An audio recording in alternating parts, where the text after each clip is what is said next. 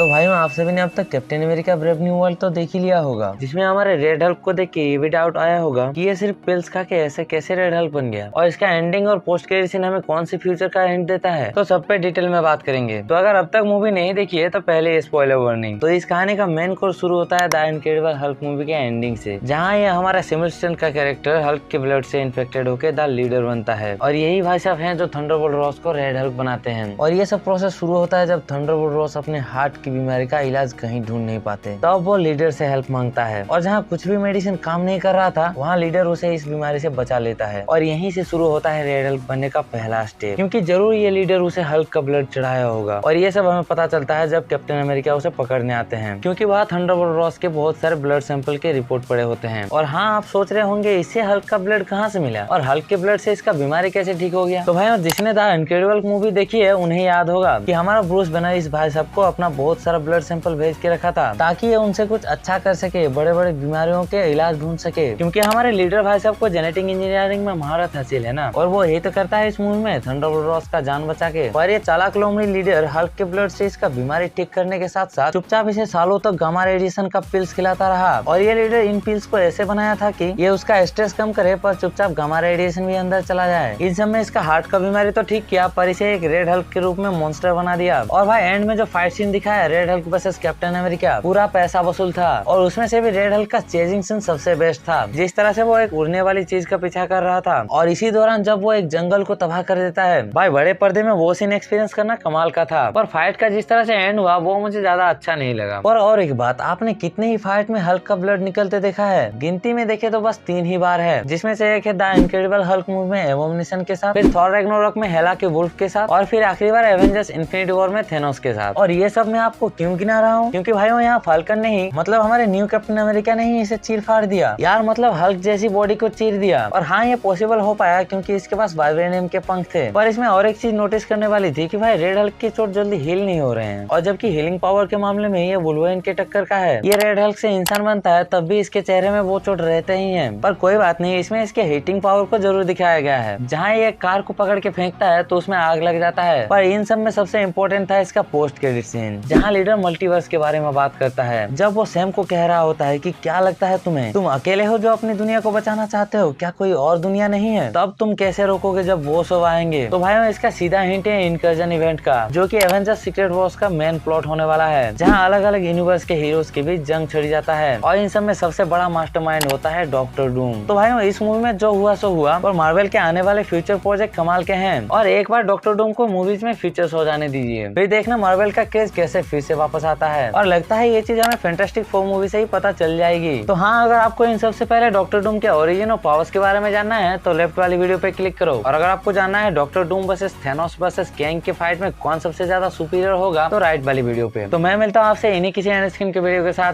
Bye.